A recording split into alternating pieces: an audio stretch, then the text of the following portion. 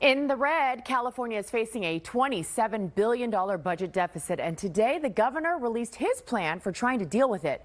Spoiler alert, it is brutal, and the governor warns painful cuts are ahead.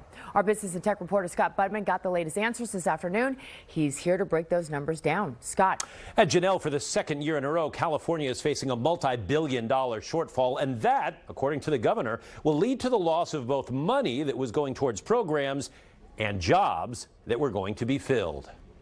The legislature. Governor Newsom says California is now facing a budget shortfall of $27.6 billion, a deficit deep enough that Newsom says the state must eliminate programs and jobs that were supposed to be filled. None of this is kind of work you enjoy doing, but you got to do it.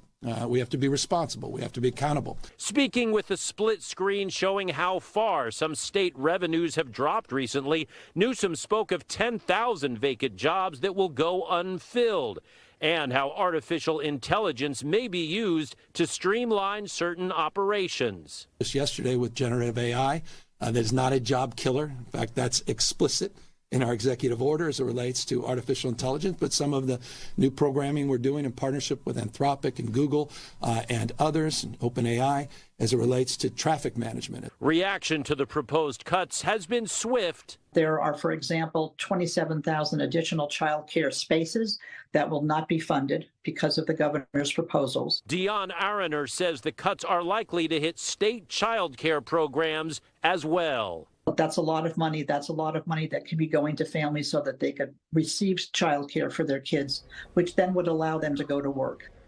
Now, Newsom says looking ahead, he expects to see a slightly larger $28 billion deficit for California next year. Cuts are also expected to hit state housing programs, broadband programs, and school scholarship programs, just to name a few. Jessica? Okay, thank you, Scott.